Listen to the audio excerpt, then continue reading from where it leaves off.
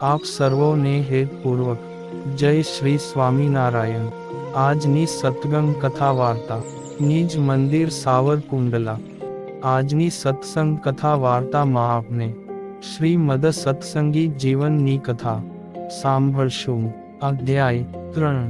આ કથા સાંભળવાની શરૂઆતની ક્ષણમાં જ સર્વે પાપો રુદન કરે છે કે અરે રે, આ કથા તો આપણને સર્વેને પ્રજ્વલાવીને તત્કાળ વિનાશ કરશે। અગ્નિ જેમ લીલું સૂકું નાનું મોટું સર્વ પ્રકારના કાષ્ઠને બાળે છે, તેમ આ કથાનું શ્રવણ મન, વાણી અને શરીરથી થયેલા સર્વે પાપોને બાળે છે। દેવોને પણ દુર્લભ એવા ભરતખંડમાં જન્મ પામીને જે મનુષ્ય આ કથાનું શ્રવણ નથી કરતો તેનો મનુષ્ય જન્મ નિષ્ફળ છે, એમ દેવોની સભામાં દેવો કહે છે। જે મનુષ્ય આ શાસ્ત્રની કથા સાંભળતો નથી અને મોહથી આ નાશવંત શરીરને બળવાન અને પુષ્ટ બનાવે છે, તો તેનાથી તેણે શું કાર્ય સિદ્ધ કર્યું? આ શરીરમાં હાડકાં રૂપી સ્તંભ છે, તે અસ્થિને ચારેય કોર સ્નાયુઓ વીંટળાયેલા છે। સ્નાયુબદ્ધ અસ્થિ માંસ અને રુધિરથી લીંપેલાં છે અને ઉપરથી સુંદર દેખાતી ચામડીથી ઢાંકેલાં છે। આ બધી જ વસ્તુઓ અપવિત્ર અને દુર્ગંધયુક્ત છે। આ શરીર મૂત્ર અને વિષ્ટાનું પાત્ર છે, તેમજ આ શરીર વૃદ્ધત્વ, શોક વગેરેના પરિણામથી દુઃખ અને રોગનું મોટું ઘર છે। આ શરીરને ગમે તેટલું ખવડાવો છતાં તે ભરાતું નથી। સમય પ્રમાણે કામ ન આપનાર હોવાથી આ શરીર કૃતજ્ઞ છે। દોષોથી ભરપૂર ક્ષણિક એવા આ શરીરને ગમે તેટલું સાચવીએ છતાં ભસ્મસાત થાય, અથવા કૃમિ એટલે કીડા ખાઈ જાય, અથવા વિષ્ટારૂપ થાય, આમ સર્વ પ્રકારે દોષવાળા આ શરીરથી જે મોક્ષરૂપી પોતાનું કાર્ય સાધી લે તેને જ વિદ્વાનો પંડિત કહે છે।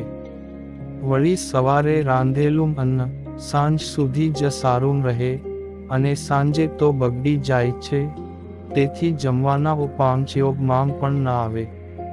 આવા અન્નના રસથી પુષ્ટ થયેલું શરીર શું શાશ્વત રહે? ન જ રહે।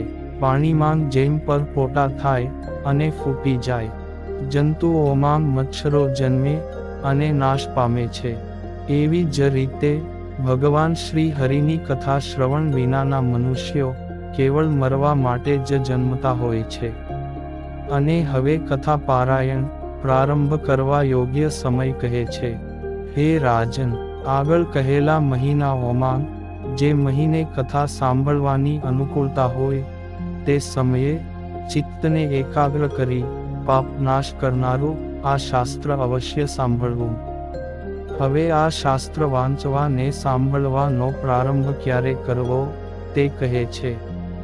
7, 9 કે 15 દિવસ અથવા મહિનો આ પ્રમાણે જો પારાયણ કરવી હોય તો આ શાસ્ત્રનો પ્રારંભ સુધી બીજને દિવસે કરવો। 2 માસની પારાયણ કરવી હોય તો કથાનો આરંભ સુધી ત્રીજને દિવસે કરવો। અને કથાની શરૂઆતમાં કઈ તિથિઓ ન લેવી તો કહે છે કે પ્રતિપદા એટલે પડવો, ચોથ, આઠમ અને ચૌદશ આ તિથિઓ કથાની શરૂઆતમાં ન લેવી। આ સિવાયની બીજી બધી તિથિઓમાં કથાનો પ્રારંભ કરવો। વળી કયા નક્ષત્રમાં કથાનો પ્રારંભ કરવો તે કહે છે જે, હે રાજન, અશ્વિની, રેવતી, હસ્ત, પુષ્ય, મૃગશીર્ષ, પુનર્વસુ, અનુરાધા, અભિજીત, સ્વાતિ, રોહિણી, શ્રાવણ, ધનિષ્ઠા અને શતભિષા આમાંના કોઈ પણ શુભ નક્ષત્રમાં કથાનો પ્રારંભ કરી શકાય છે। આમ કથા વાંચવાની શરૂઆત કરે તેના પહેલાં આમંત્રણ પત્રિકાઓ લખીને પોતાના સગાં સંબંધીઓ તથા કથા શ્રવણમાં શ્રદ્ધાવાળા પોતાના મિત્રો તેમજ ભગવદ્ ભક્તોને કથા સાંભળવા બોલાવવા। એવી જ રીતે જુદા જુદા પ્રદેશોમાં રહેતા અને દંભ રહિત ભગવાનના ભક્ત, બ્રહ્મચારી, સંત અને પાર્ષદોને પણ આમંત્રણ આપીને બોલાવવા. અને આવે ત્યારે તેમનું યથાયોગ્ય સન્માન કરવું. જે સ્થળને વિશે ઘણા મનુષ્યો શાંતિથી બેસી કથા સાંભળી શકે એવા વિશાળ સ્થળમાં આ કથા શ્રવણનું સ્થળ તૈયાર કરવું. કથાના પ્રારંભના દિવસથી 5 દિવસ પહેલાં આસનો તથા મંડપ માટે જોઈતી સામગ્રી ભેગી કરવી. રમણીય મંડપ તેમજ વ્યાસાસન રચવાની રીતિ ઉપર કહેલા વિશાળ અને પવિત્ર સ્થાનમાં આંખ અને મનને ગમ્ય તેવો સુંદર મંડપ કેળના સ્તંભોથી, સારાંગ વસ્ત્રો, પુષ્પો તથા ફળોથી સુશોભિત કરવો.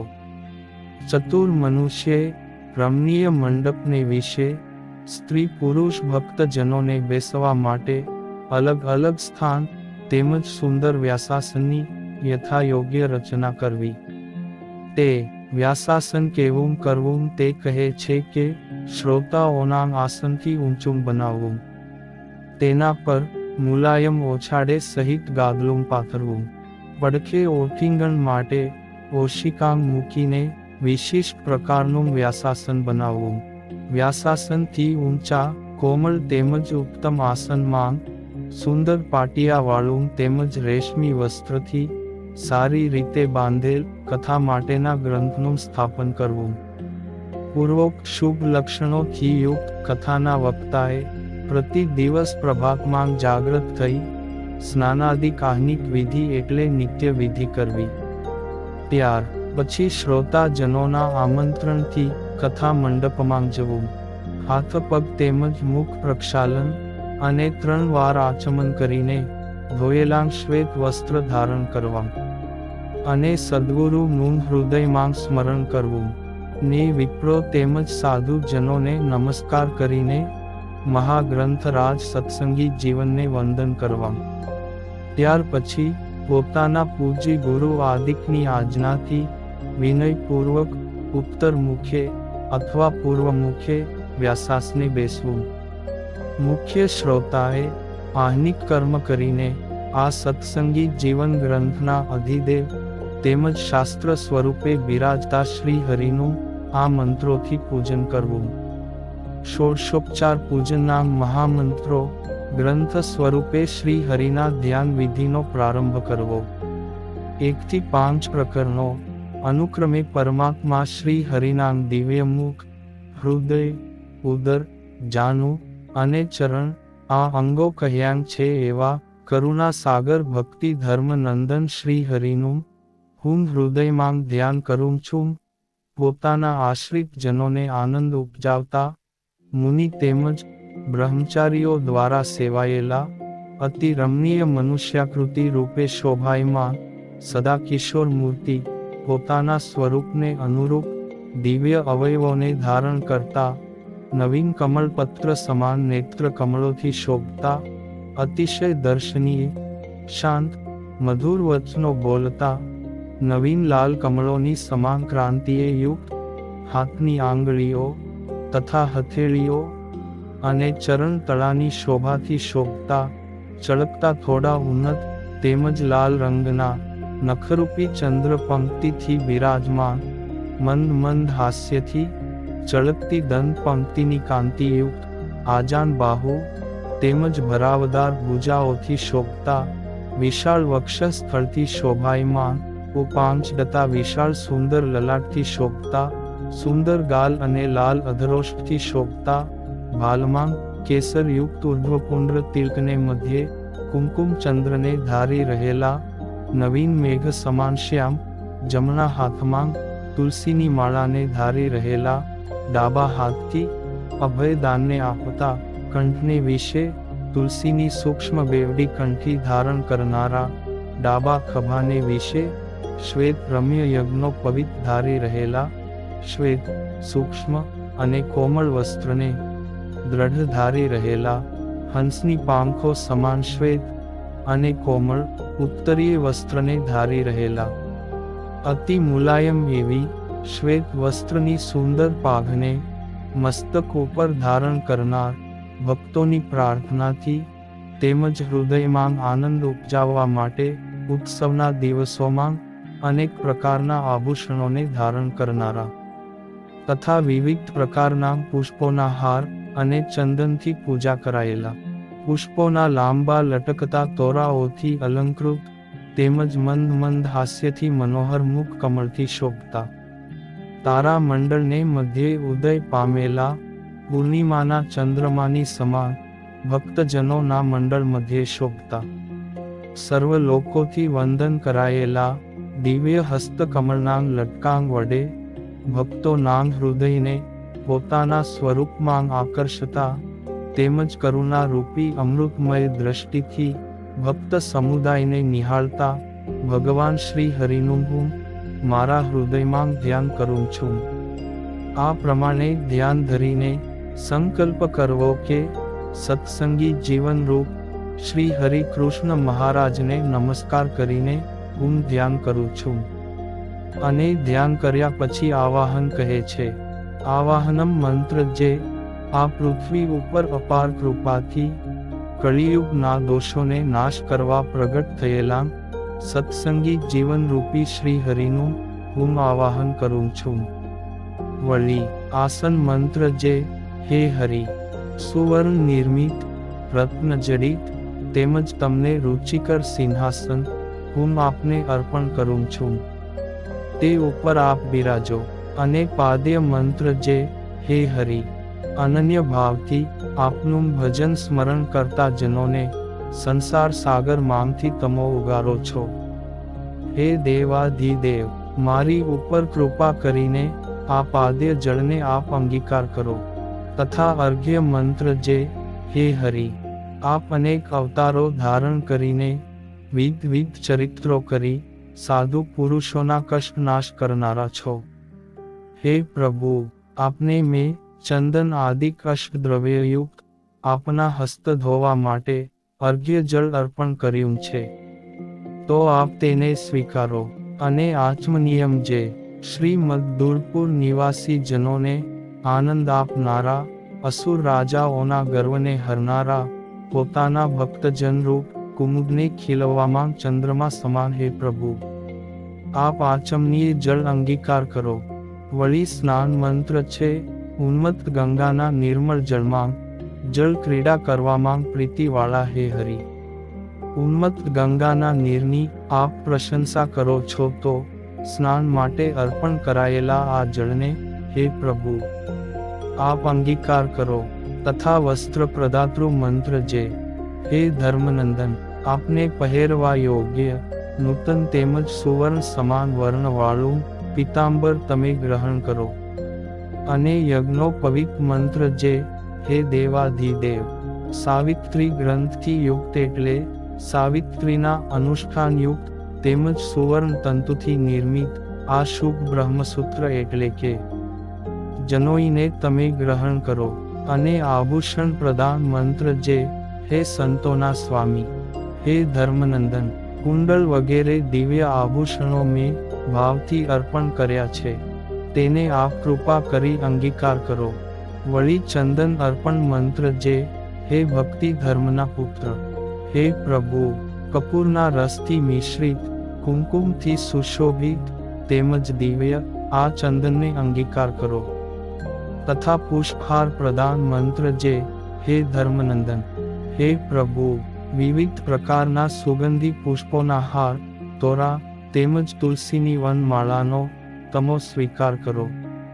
અને સુગંધી તેલ પ્રદાન મંત્ર જે હે ભગવન, અનેક પ્રકારના સુગંધી દ્રવ્યોથી સુગંધવાળું તેમજ સર્વજનોએ ઈચ્છિત આ વિષ્ણુ તૈલ આપ સ્વીકારો. વળી પાંચ પ્રદાન મંત્ર જે દ્રષ્ટિ માત્રથી કૃત્યાઓના ગણને ભગાડનારા તેમજ બાળ ક્રીડાના વિનોદ માત્રથી કાલિદત્ત જેવા મહા અસુરનો વિનાશ કરનારા તમો આ ધૂપ અંગીકાર કરો. તથા દીપ પ્રદાન મંત્ર જે હે સ્વયં પ્રકાશમાન, હે પ્રભુ, અનંત સૂર્ય સમાન પ્રકાશમાન અંધકારને દૂર કરનાર આ દીપનો કૃપા કરી સ્વીકાર કરો. અને નૈવેદ્ય પ્રદાન મંત્ર જે હે વિશ્વંભર, 6 પ્રકારના રસોથી યુક્ત મનોહર તેમજ વિવિધ પ્રકારના પકવાનોને પ્રીતિથી હું અર્પણ કરું છું. તો તેને તમે અંગીકાર કરો ને મને વરદાન રૂપી પ્રસન્નતા આપો. વળી મધ્યે જળપાન મંત્ર જે હે હરિ એલાયચી આદિ સુગંધી દ્રવ્યોથી સુવાસિત પવિત્ર નિર્મળ સર્વ જીવોનું જીવન છે એવા જળનું તમો જમતાં પાન કરો. તથા પુનઃ આચમન મંત્ર જે હે ભક્તિનંદન અતિ નિર્મળ અને અત્યંત પવિત્ર તેમજ સુગંધિત દ્રવ્યોથી સુવાસિત ગંગાજળને પુનઃ આચમન અર્થે ગ્રહણ કરો. અને તાંબૂલ સમર્પણ મંત્ર જે હે ભક્તિનંદન લવિંગ સોપારી એલાયચી જાયફળ અને વરિયાળીએ સહિત આ પાન બીડું મુખવાસને અર્થે ગ્રહણ કરો. વળી ફળ સમર્પણ મંત્ર જે હે ધર્મ ધુરંધર સર્વ ફળોમાં શ્રેષ્ઠ તેમજ દરેક દેવોને પ્રિય આ નાળિયેરના ફળને આપ ગ્રહણ કરો. તથા દક્ષિણા પ્રદાન મંત્ર જે હે વૃત્તાલય નિવાસી સુવર્ણ ચાંદી વગેરેની મુદ્રિકા યથાશક્તિ પ્રમાણે અર્પણ કરી છે તો તેનો દક્ષિણા રૂપે આપ સ્વીકાર કરો. અને નિરાજન મંત્ર જે હે મુનિજનોને પ્રિય હે દેવાધિદેવ હે સમગ્ર તેજના પતિ આપ તો તેજસ્વી પદાર્થના તેજને વધારનાર છો. હું તમારી આરતી ઉતારું છું તેને તમો ગ્રહણ કરો. વળી પ્રદક્ષિણા મંત્ર જે હે પ્રભો આપ એક હાથથી વરદાન અર્પણ કરો છો અને બીજા હાથથી અભયદાન આપો છો. હે દેવાધિદેવ આપને હું નમસ્કાર કરું છું. હે ભગવાન આપને પ્રદક્ષિણા કરવાથી સર્વે દેવોને પ્રદક્ષિણા થાય છે. વળી નમસ્કાર મંત્ર જે આ ભૂમંડળ પર સર્વ જીવ પ્રાણી માત્રના ઉદ્ધાર માટે પ્રગટ થઈને સત્સંગી જીવન રૂપે બિરાજિત હે શ્રી હરિ હું આપને પ્રણામ કરું છું. તથા પ્રાર્થના મંત્ર જે હે કરુણા સાગર હું મારા પૂર્વ જન્મના કર્મ ફળના પરિપાક રૂપે ભવસાગરમાં પડ્યો છું. તો હે દેવાધિદેવ કૃપા કરી મને ઉદ્ધારો. હે જગતપતિ તમે સત્સંગી જીવન સ્વરૂપે ને પ્રત્યક્ષ પુરુષોત્તમ રૂપે બિરાજો છો તો શરણે આવેલ મારી ઉપર કૃપા દ્રષ્ટિ કરો. હે રાજન આ રીતે સત્સંગી જીવન સ્વરૂપ શ્રી હરિનું પૂજન કરીને ચંદન તેમજ પુષ્પહારથી પ્રીતિપૂર્વક વક્તા શ્રીની પૂજા કરવી.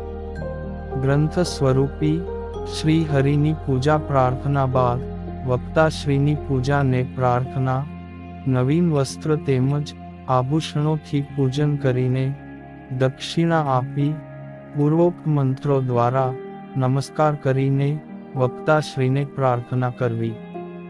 હે સુવ્રત મુનિ સ્વરૂપ આપ સર્વ શાસ્ત્રોના યથાર્થ અર્થને જાણનારા છો તેમજ સર્વ શાસ્ત્રો માંગ વિશારદ છો.